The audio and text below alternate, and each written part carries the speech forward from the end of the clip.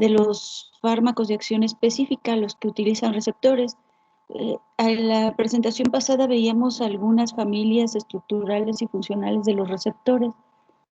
Y bueno, ahorita vamos a seguir hablando de características que tienen que ver con los receptores. Entonces, déjenles comparto la presentación.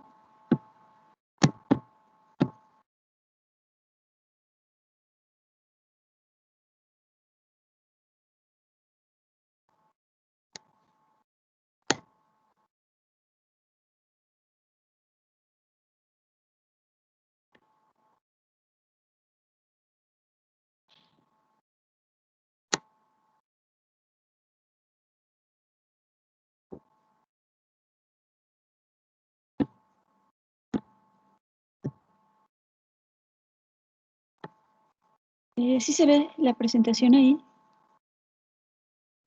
Sí. Gracias. Bueno, esto es lo que comentábamos ayer, que es el contenido de esta presentación.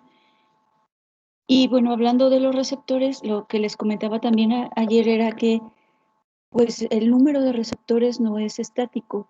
Como son proteínas, continuamente la célula las está recambiando. Y pues hay una regulación de los receptores.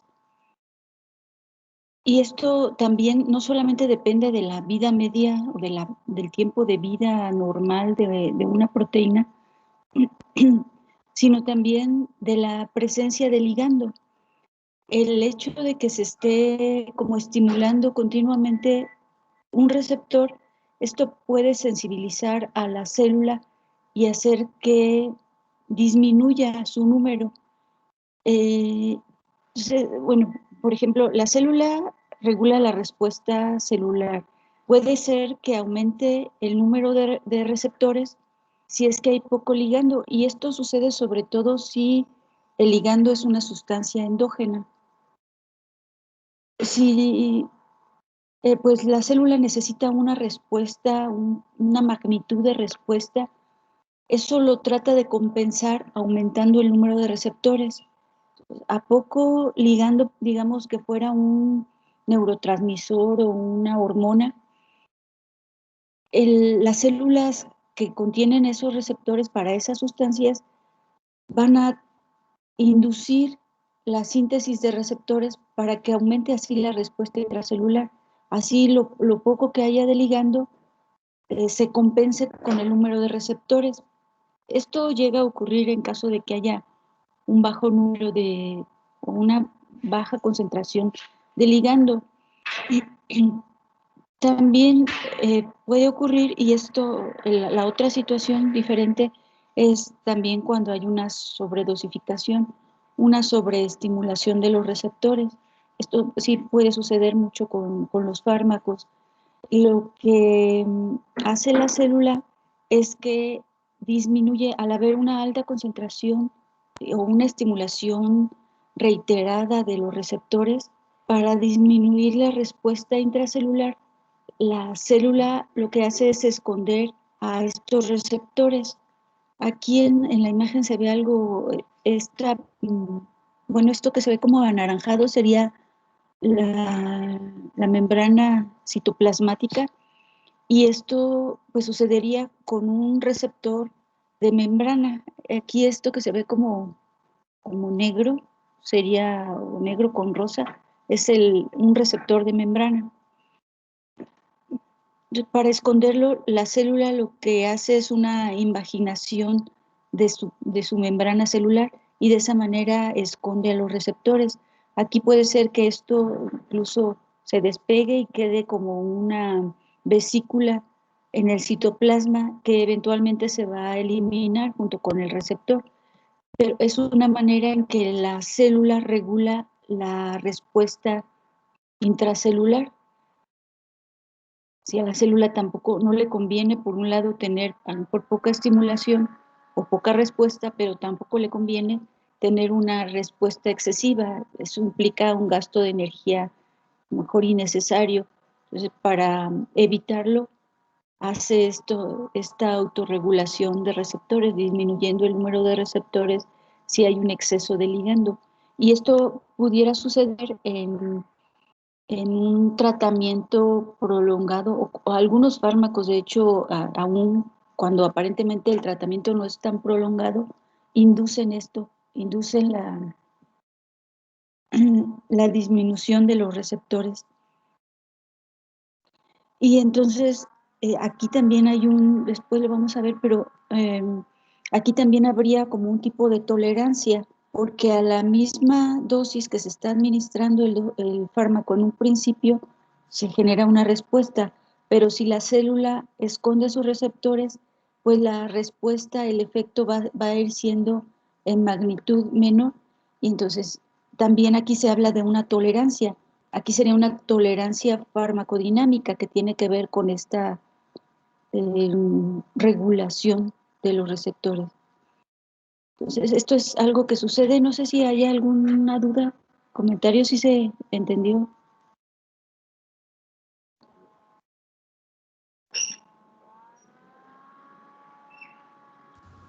De mi parte Sí. no, sí se entendió. Parece que sí.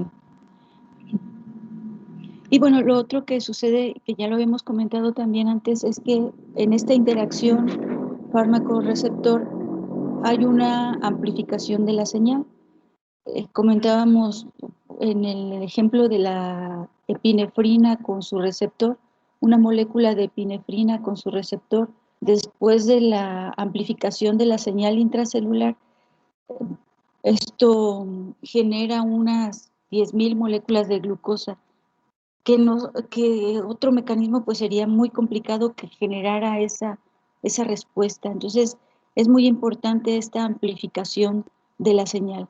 Aquí está este ejemplo, bueno, también puede ser con una enzima, la señal sería el propio fármaco que interactúa con una enzima, esa enzima activa a otras enzimas y cada una de esas enzimas activa a otras enzimas.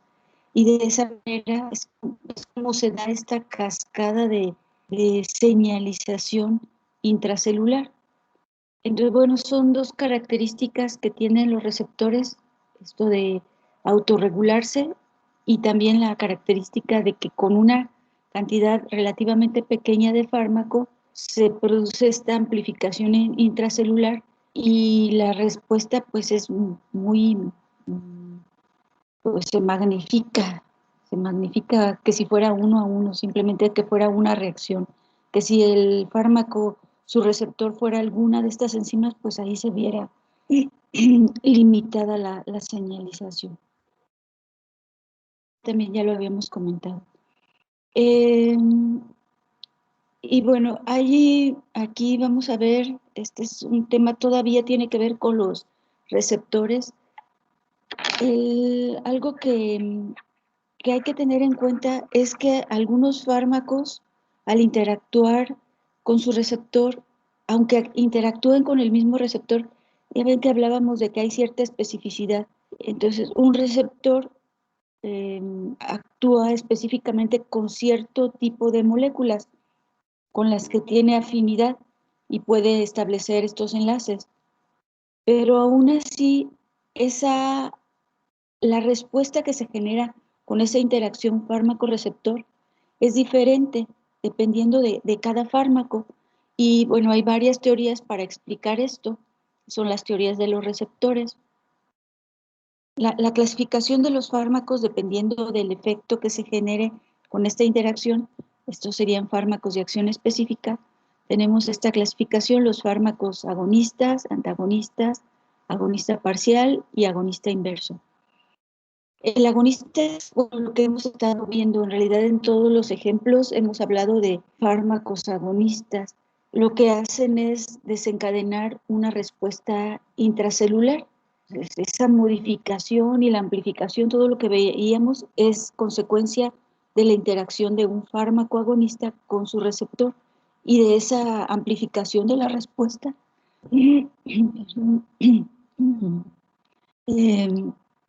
Va a depender el efecto farmacológico. Por ejemplo, un agonista sería la epinefrina. La epinefrina sobre su receptor va a desencadenar una respuesta, se amplifica la señal y el efecto va a ser pues el aumento de la concentración de glucosa en sangre. Ese pudiera ser un efecto. Un antagonista también tiene afinidad por el receptor, ocupa al receptor, pero no desencadena esa respuesta intracelular, simplemente tiene afinidad por el receptor, lo ocupa y depende de eso que se genera el efecto. Aquí en la imagen se explica esto. Por ejemplo, tenemos un receptor, suponiendo la adrenalina. La adrenalina es un neurotransmisor, sería esta sustancia natural aquí en la izquierda de la imagen, y tiene su receptor específico, entonces reconoce a la adrenalina y se genera una respuesta intracelular. Un fármaco agonista sería, por ejemplo, al administrar epinefrina, que tiene el mismo receptor. Aquí tendríamos a la adrenalina natural y a la adrenalina administrada, que viene desde afuera, le llamamos epinefrina. Ese sería un fármaco agonista. En realidad tiene afinidad por su receptor y especificidad, y entonces se desencadena una respuesta intracelular. Aquí en esta imagen hablan de una respuesta intracelular potenciada.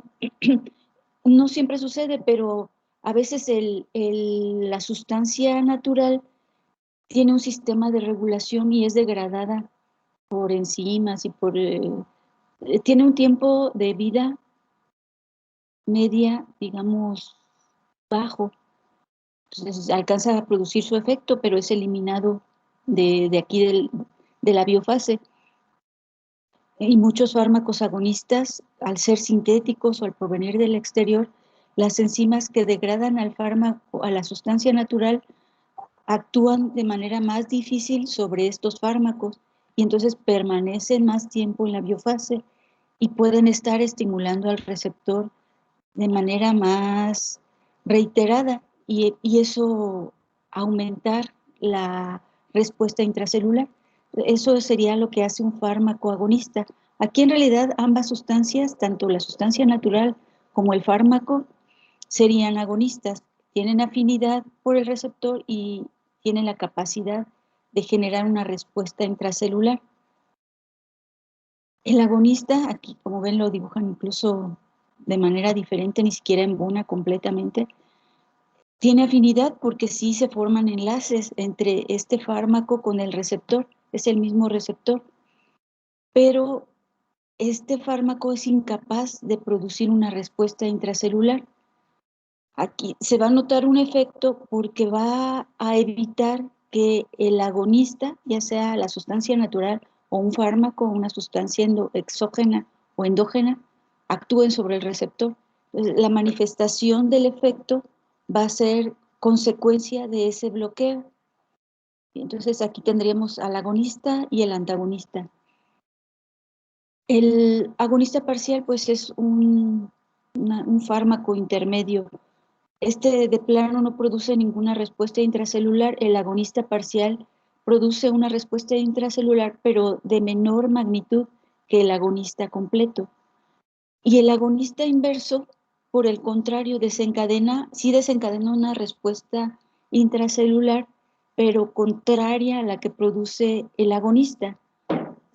Por ejemplo, si el agonista produce un aumento en la presión arterial, el antagonista va a bloquear esa, esa acción del agonista y entonces va a evitar que se aumente la presión arterial. Pero el antagonista, por el contrario, va a hacer que baje la presión arterial todavía más. ¿Sí? Entonces, muchos fármacos antiguamente se clasificaban simplemente como antagonistas, pero bueno, ya se ha visto que en realidad están produciendo incluso el efecto contrario y ahora son clasificados como agonistas inversos. Hay pocos, incluso también hay pocos agonistas parciales clasificados así, pero sí durante el curso vamos a ir viendo algunos. Entonces, bueno, ahorita esto es como la definición y un poco lo que hacen con respecto a la acción sobre el receptor y la respuesta que producen. Pero hay varias teorías que tratan de explicar esto. Entonces, voy a explicar las teorías igual si tienen alguna duda o comentario en cualquier momento, si no, ahorita que acabe de explicar las teorías. Vamos a ver estas tres teorías de la ocupación de los receptores, el modelo de los dos estados y la teoría de la velocidad de disociación. De la teoría de la ocupación de los receptores es pues la más difundida, aunque algunos postulados como que han dejado de tener validez o solamente son válidos para algunos tipos de fármacos. Bueno, estos investigadores, Clark y Gadum, formularon los primeros postulados. Y bueno, algo de lo que comentaban es de que la unión del fármaco al receptor es reversible. Eso ha sido ya también un poco rebatido porque hay fármacos de unión irreversible. Aquí recuerdan, el fármaco se une al receptor por enlaces, cuando es reversible, por enlaces débiles. Bueno, generalmente pueden ser fuerzas de Van der Waals, enlaces iónicos o incluso puentes de hidrógeno. Y entonces el fármaco se une y se asocia y se disocia de su receptor. Ahora, el efecto del fármaco es proporcional al número de receptores ocupados. Entonces aquí se supone que el máximo efecto se va a alcanzar cuando todos los receptores están ocupados. Y estos postulados pues funcionan muy bien para un agonista. La acción va a ser, bueno, el fármaco se va a unir de manera reversible, va a tener afinidad y se va a unir a su receptor, pero en la medida en que se ocupen un mayor número de receptores, pues se va a ir incrementando la magnitud del efecto farmacológico, de manera que vamos a tener un máximo efecto cuando todos los receptores estén ocupados.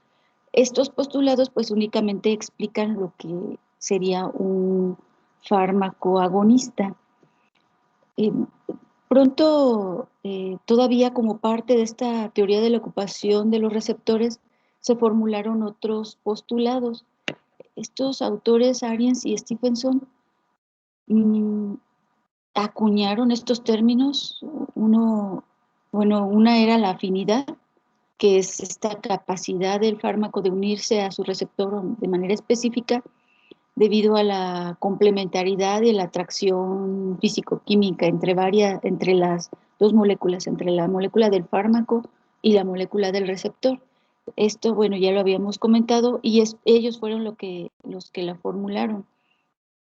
Pero además, en los postulados de Ariens y Stephenson también hablaron de otros conceptos.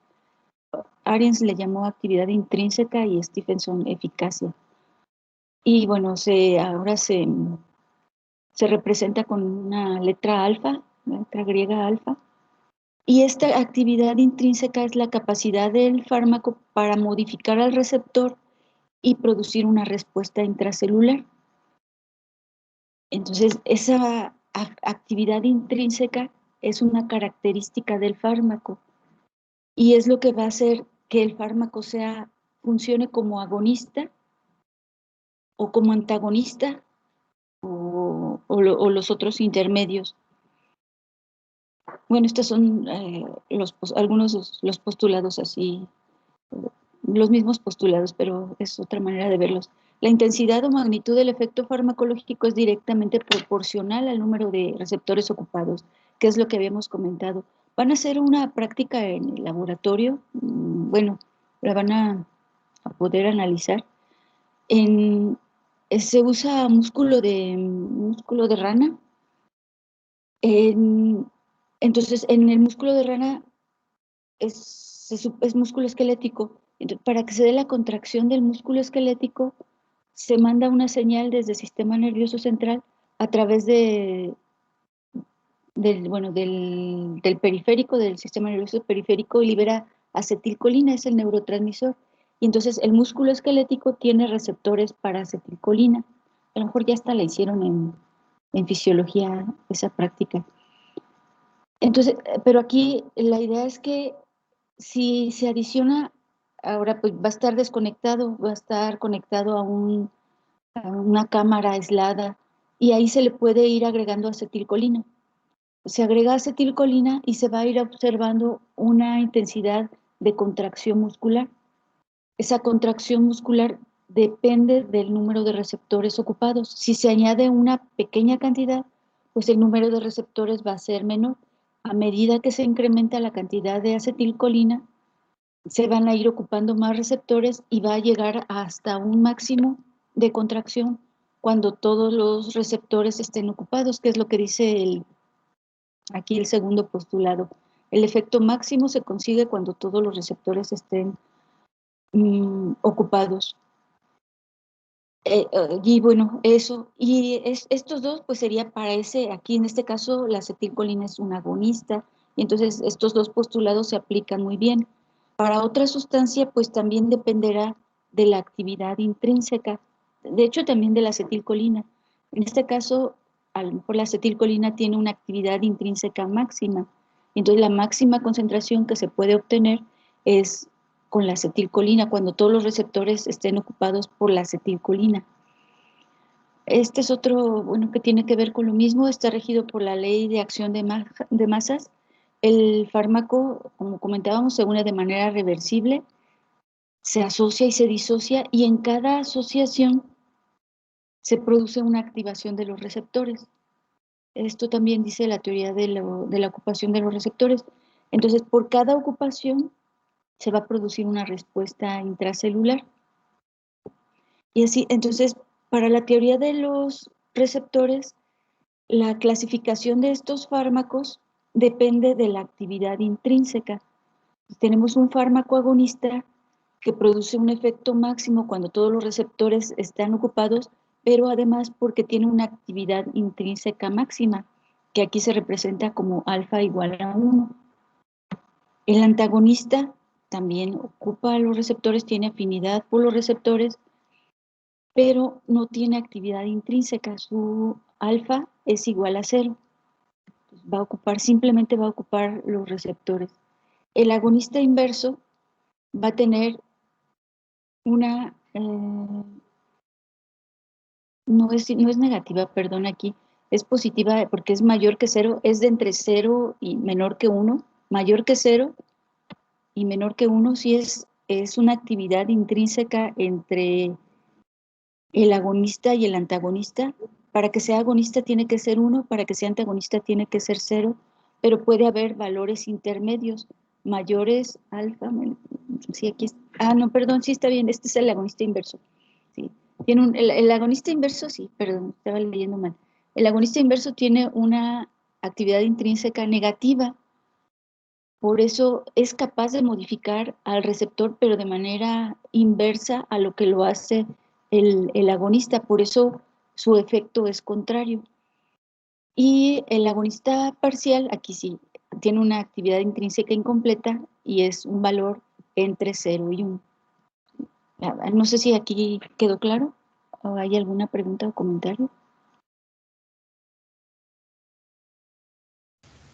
Doctora, a mí no Sí, me quedó muy claro cuál es o sea, qué es la actividad intrínseca. es como, bueno, vamos a ver un dibujo de, no tengo aquí, un receptor. Y no lo tengo, pero bueno, si recordamos, por ejemplo, los receptores acoplados a proteínas G. ¿Recuerdan? Es como una proteína transmembranal, 7 veces, esa es la parte receptora. No tengo aquí en esta presentación esa imagen, pero sí recuerdan, ¿no? Es uno de los componentes de los receptores acoplados a proteínas G. Todos estos fármacos de acción específica tienen afinidad por el receptor, entonces sí pueden formar enlaces con alguna parte de esa proteína 7 veces, que atraviesa 7 veces la membrana. En principio, el específico tiene esa capacidad, esa afinidad, pero ahora la capacidad de modificarlo, recuerdan, tiene que haber como una modificación, es como donde se me hace como más claro visualizarlo, porque tiene que haber una modificación en esa estructura de la serpentina, de esa proteína transmembranal, para que se envíe la señal a las subunidades donde está la proteína, donde está la subunidad que lleva el GDP y el GTP. Entonces, la actividad intrínseca sería esa capacidad de modificar al receptor de tal manera que pueda enviar, sí, lo que se modifica es su conformación, y entonces al modificar su conformación, pues se modifica también la conformación de las subunidades alfa, beta y gamma, y entonces puede traslocarse, y entonces comienza ese movimiento a lo largo de la membrana citoplasmática de la subunidad alfa con el GTP para que lleve o active al efector o lo inactive al efector. Entonces, así imagínense que esa proteína transmembranal es como si fuera un resorte. El que tiene actividad intrínseca tiene el suficiente peso como para modificar el resorte. Esa es la actividad intrínseca. El antagonista que no tiene actividad intrínseca sí se va a unir, pero como no lo hace de una manera eficiente, pues no tiene actividad intrínseca, no tiene la capacidad de modificar a ese resorte y mandar la señal hacia las subunidades alfa.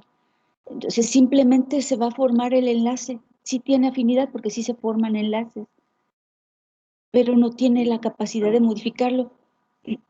Igual podríamos pensar a lo mejor en una enzima, o igual en los canales iónicos, a ver, en una enzima. Si pensamos que una enzima está inactiva, el agonista va a llegar, se une y la va a activar, pero es porque modificó su estructura. Ese fármaco que fue capaz de modificar a la enzima y hacerla ahora activa, tiene actividad intrínseca. El otro, un antagonista, va a llegar y se va a unir, pero no va a tener esa capacidad de modificar a la enzima y producir mm, esa activación, igual con los canales iónicos. Un agonista se une a una de estas proteínas que forman el canal iónico y como tiene actividad intrínseca, lo modifica de tal manera que entonces se genera una repulsión entre las diferentes proteínas y abren el canal.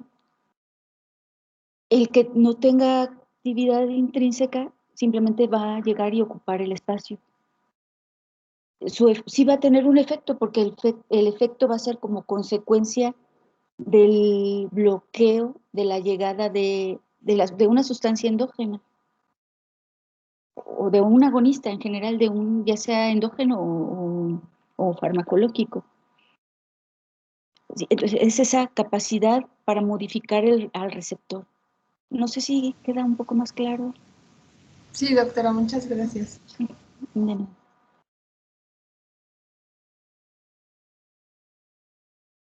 ¿Alguna otra duda, pregunta? Sí, aquí me estaba confundiendo, pero está bien escrito, nada más que lo puse en un orden que no me lo esperaba. Sí, pero el agonista parcial simplemente es un agonista, es también un agonista, pero tiene una actividad intrínseca menor. A veces, incluso si está muy cercano a ser antagonista, si el valor está muy cercano a cero, a veces se le considera más bien como antagonista parcial. Depende del valor de actividad intrínseca. Este es otro modelo diferente, otra teoría para explicar también la existencia de estos tipos de fármacos agonistas, antagonistas. En este modelo, lo que suponen es que los receptores en realidad no están en una forma estática, sino hay isómeros ópticos del mismo receptor. Eh, Aquí, bueno, un isómero óptico es esta, como se muestra aquí en la figura, es la misma molécula, pero con diferente orientación en el espacio. Más hacen aquí la analogía con las manos. Una mano orienta su dedo pulgar hacia la izquierda y el otro hacia la derecha, pero en realidad son idénticas. Igual estas dos moléculas son idénticas, solamente cambian en cuanto a orientación. Aquí lo que se supone con este modelo de los dos estados es que una de estas isoformas es capaz de enviar pues está produciendo una respuesta intracelular, aún sin ligando. Esta es una característica de este modelo, que aún sin ligando está activo, por ejemplo, si es una enzima que se activa con la llegada del ligando, se supone que es parcialmente activa y entonces hay una respuesta intracelular y hay otra forma del receptor que es inactivo. Aquí la clasificación de los fármacos depende de la afinidad por una u otra isoforma. El fármaco agonista, en este modelo de los dos estados, tiene mayor afinidad por la forma activa. Y entonces, al tener una mayor actividad por la forma activa, lo que hace la célula es convertir las formas inactivas a formas activas. Y entonces, si había una respuesta basal mínima, bueno, era una respuesta basal, ahora como se están produciendo más formas activas del receptor, lo que hace, según este modelo, lo que hace el fármaco es simplemente convertirlo a la forma activa y de esa manera se incrementa la respuesta intracelular. Va a ser la suma de las respuestas de cada uno de estos receptores. Esto, pues, bueno, se puede explicar con cualquiera de las familias de receptores, pero bueno, pensando, a ver, por ejemplo, en uno de proteínas G, que está la adenilato ciclasa y está, sí, de manera basal está activando o está activa la adenilato ciclasa y está produciendo AMP cíclico en una cantidad muy pequeña, cuando no hay fármaco ni ningún otro ligando. Pero ahora llega el fármaco y ocupa a ese receptor. Entonces, como una respuesta celular es producir, como que está ocupado, entonces va a tratar de producir todos a esa forma. Entonces va a convertirlos a la forma activa y entonces, pues entre más cantidad de fármaco haya, pues más van a ser los receptores que se van a convertir a la forma activa y va a incrementarse la respuesta. Entonces, por eso el fármaco agonista, pues, produce una respuesta máxima. Es el fármaco que es capaz de producir una respuesta intracelular máxima. Pero según este modelo es por la conversión de las isoformas inactivas a la forma activa. El antagonista tiene igual afinidad por ambas isoformas. Entonces, no hay conversión, en realidad permanece tal cual y la actividad sigue siendo basal, sigue siendo por la acción de una sola, igual que como si no hubiera fármaco. Aquí, pues lo que está sucediendo es que el fármaco de todos modos está ocupando al receptor, pero la respuesta va a ser la misma que si no hubiera fármaco. De esa manera funciona el antagonista en este modelo de los dos estados. El agonista parcial tiene afinidad también por ambas isoformas, aunque un poco mayor por la forma activa. Entonces, si se une a ambas isoformas, pues algunas no se van a convertir a la forma activa, pero algunas sí. Entonces, es como también es un intermedio. Aquí tenemos el fármaco unido a ambas isoformas, entonces la respuesta no llega a ser máxima porque mientras este esté ocupado por el fármaco, este no se va a convertir a la forma activa. Entonces la actividad intrínseca a la respuesta intracelular, pues sí es mayor que si no hubiera fármaco, pero no es tan alta como si fuera solamente la afinidad por la forma activa.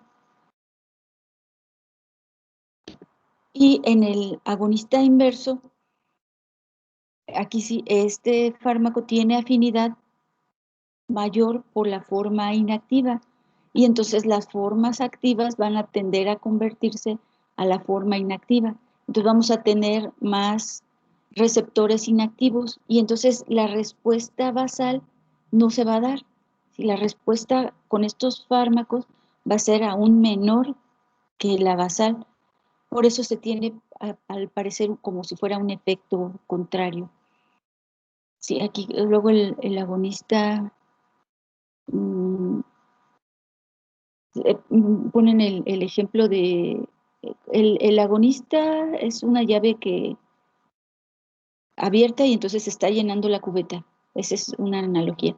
El agonista produce ese efecto, está llenando, está abriéndose la llave. Es el fármaco que es capaz de abrir la llave y producir esa respuesta.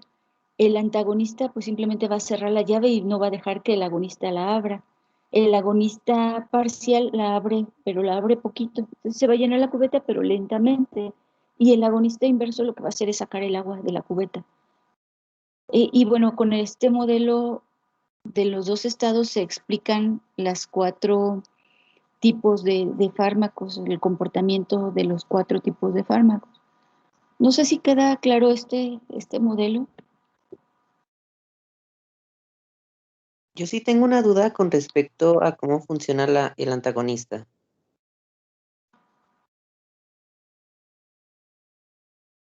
Sí, aquí como para que se convierta para que se convierta de una isoforma a otra, pues tiene que estar como libre. La forma, en este caso la forma inactiva, estaría libre, pero al estar ocupada la forma activa, pues va a tender a cambiar de posición. En el antagonista no, realmente están todos ocupados, sea la forma activa o la forma inactiva, y eso no provoca que la célula quiera convertirlos a una forma u otra.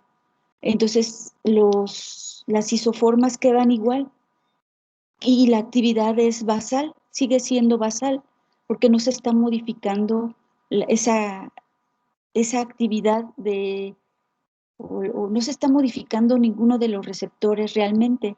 Siguen estando en su forma activa y en su forma inactiva. Simplemente el fármaco lo que está haciendo es ocupar al receptor sin que provoque ninguna modificación en cuanto a orientación en el espacio y la actividad sigue siendo la misma que si no hubiera fármaco. No sé si queda ahora más claro o alguna duda en especial. Sí, todo más claro, muchas gracias. Más claro. Sí, entonces son los extremos. Bueno, más bien los extremos sería el agonista y el otro extremo sería el agonista inverso, que uno tiene afinidad por las formas activas y el agonista inverso por las formas inactivas. Y el antagonista y el agonista parcial son como los intermedios. Pero si con el antagonista no se obtiene una respuesta mayor y con el agonista parcial, pues sí es un poco mayor que con el antagonista, que la basal. Aquí nada más, según este modelo, hay una respuesta basal siempre y el antagonista lo que va a hacer es conservar esa respuesta basal, ocupar los receptores y evitar de todos modos que un agonista provoque otro efecto diferente o un agonista inverso. Sí, va a estar ocupando los receptores. Sí, no sé si tengan alguna duda. ¿Sí quedó claro el modelo de los dos estados?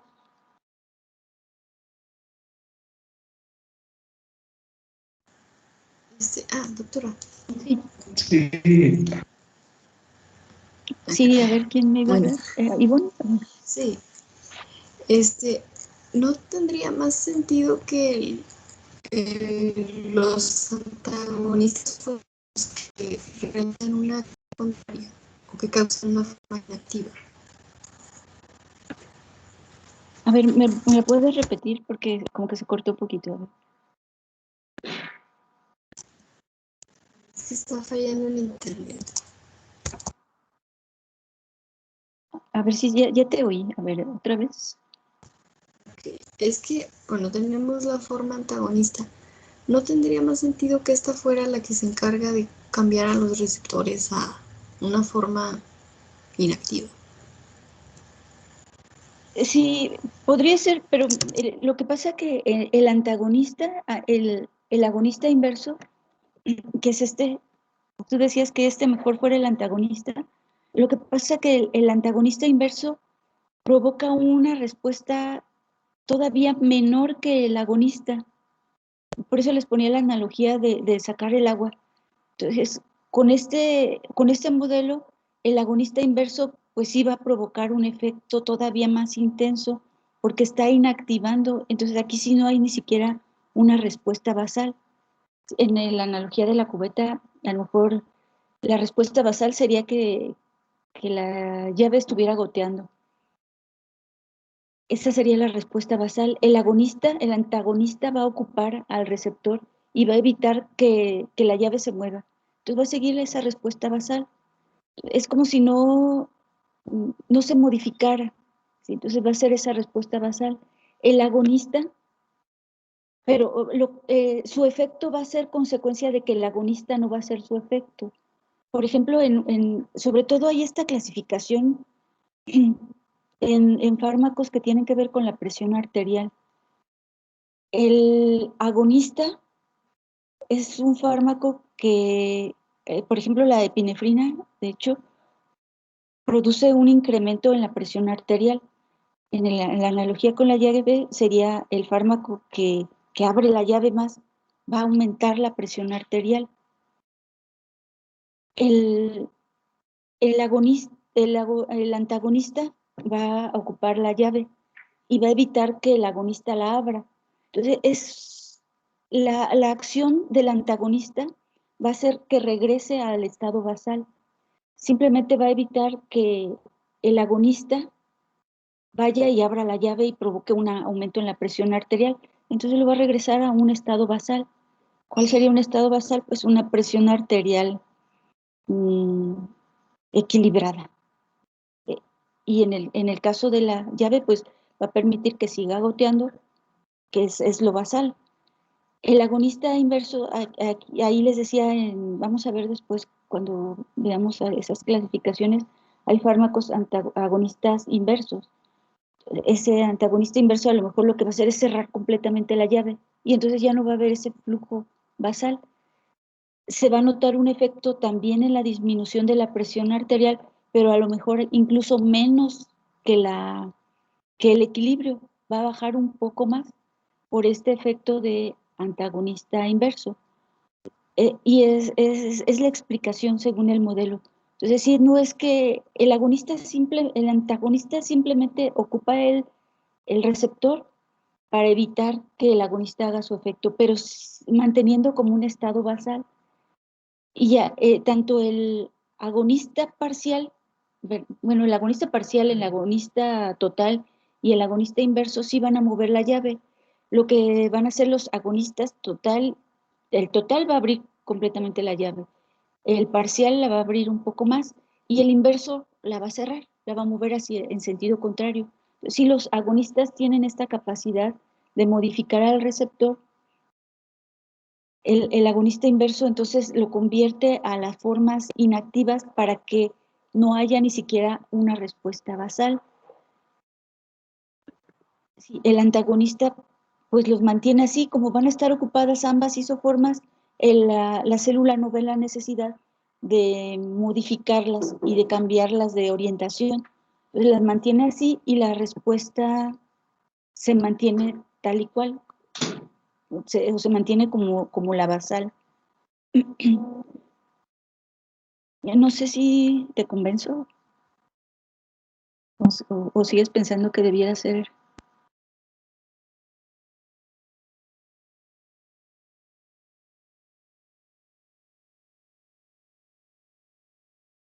mm, no sé, a lo mejor ya no me pudo contestar. No sé, los demás se entendió. Ya entendí. Gracias. Sí, sí, sí quedó más claro, sí. Es el modelo, ¿eh? Sí, Igual a este le muchas siguen gracias. llamando modelo, ni siquiera le llaman teoría, es un modelo. A mí sí me gusta este modelo por las isoformas, pero sí siguen considerándolo simplemente un modelo de interconversión entre isoformas. Pero bueno, sí queda claro lo que tratamos de explicar y cómo es este modelo y ambas isoformas, una activa y una inactiva.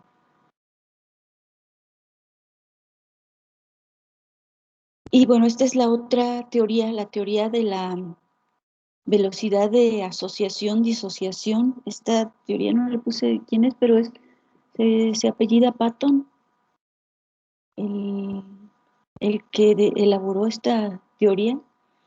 Aquí, según esta teoría, la magnitud de la respuesta es directamente proporcional a las veces que el receptor se ha estimulado, que también lo manejan en las otras teorías, pero aquí entonces es más importante esto de la asociación-disociación. Bueno, aquí también hay una afinidad entre el fármaco y su receptor. Esta afinidad y estos enlaces pueden ser de mayor o menor duración. Se forma, incluso a veces dicen que es más bien la velocidad con que se forma el enlace entre el fármaco con su receptor, se forma ese enlace y eso desencadena una respuesta. Entonces, para que se dé una siguiente respuesta, pues tiene que disociarse y volverse a asociar. Entonces, la velocidad con que se asocia y se disocia un fármaco de su receptor influye en esta magnitud, en la magnitud de la respuesta. La velocidad con que se disocia un fármaco del receptor influye a la disponibilidad del mismo receptor de ser nuevamente estimulado, de ser ocupado otra vez. Sí, el receptor desocupado, disponibilidad del receptor desocupado a ser nuevamente estimulado. Entonces aquí sí es como que en cada interacción fármaco-receptor se va a generar una respuesta. Y entre mayor sea el número de interacciones, mayor va a ser la respuesta. Pero eso va a depender no solamente de la cantidad de fármaco que haya en la biofase, sino también de la disponibilidad de los receptores. Y esa disponibilidad se da en cuanto a que se desocupen. Esto también es muy funcional para algunos receptores. Por ejemplo, algunos en los que se ha visto que provocan una estimulación, provocan una respuesta, pero se disocian muy lentamente. Eso de que se quede ahí asociado, finalmente va a funcionar como si fuera un antagonista. Para algunas sustancias está muy claro que así funciona. Entonces, por ejemplo, un agonista, pues es aquel que tiene una mayor velocidad de asociación y de disociación. Entonces deja disponible más rápidamente al receptor para que pueda ser estimulado nuevamente. A mayor número de estimulaciones, pues la respuesta es mayor. Entonces, el agonista es el que tiene la mayor velocidad de asociación-disociación. El antagonista es el que es más lentamente disociado. Y entonces no se permite o la estimulación nuevamente es pues muy tardada y aunque a lo mejor en un principio funcionó como agonista, ya hubo una primera estimulación, pero después se va a quedar pegado, bloqueando a lo mejor uno que sí pudiera disociarse rápidamente y finalmente pues va ahí a bloquear la acción de otro fármaco. Entonces la respuesta pues es muy, muy baja, a lo mejor solamente por una sola estimulación. Aquí pues el antagonista, como que el agonista inverso no cabe mucho en esta definición, pero el agonista parcial pues sería de una velocidad intermedia. Así aquí se maneja como que el agonista inverso es todavía una velocidad menor que el antagonista para que pudiera tener ese efecto, pero sí, como que este modelo no explica muy bien la existencia del agonista inverso. Pero para algunos fármacos, pues sí es muy, muy claro. Por ejemplo, la nicotina, en un principio provoca una respuesta, no sé, por ejemplo, una estimulación del aparato digestivo. Entonces, a lo mejor provoca una sobreestimulación, hay un aumento en el peristaltismo, pero si permanece ahí y como no se elimina rápidamente, pues empieza a bloquear el receptor, ya no hay una mayor estimulación y entonces hay una parálisis del aparato digestivo. Por esa, no es como sobreestimulación, sino que se queda ahí asociado a su receptor, evitando que vuelva a ser estimulado. Entonces, bueno, esas son las teorías de los receptores. No sé si esta última quedó clara. Entonces, el agonista inverso es como una, una asociación irreversible. Como que, ¿O según no? este modelo, sería una asociación irreversible.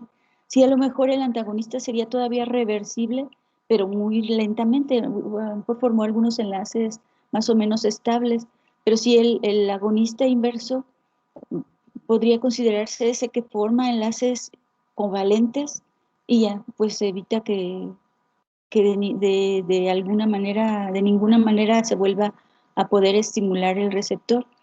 Sí, esta teoría, a mí, para mí esta no explica muy bien este agonismo inverso, pero bueno, sí, sería, en este caso sería ese que forma enlaces tan fuertes que más bien se tiene que desechar el receptor junto con el fármaco. Ok, Y pues gracias. sí se evitaría esa estimulación continua del receptor. No sé, ¿alguna pregunta? ¿Cuál de las teorías les parece más convincentes? A mí la de las isoformas. La de las isoformas, a mí también me gusta más. La de las isoformas, como que explica mejor sobre todo de agonista inverso. La teoría de la ocupación es como la que se sigue mencionando y se sigue estudiando. Hay algunos puntos que no explican a todos los fármacos y algunos autores pues la han como descartado y no le dan mucha credibilidad, pero pues para muchos fármacos sigue siendo válida. También tiene el problema de que no todos los fármacos, y siento que este modelo, aunque pues también a lo mejor tendrá su manera de perfeccionarse, eh, tiene como más cómo explicar a estos fármacos, el comportamiento de estos fármacos. Bueno, no sé si tengan alguna otra duda, comentario.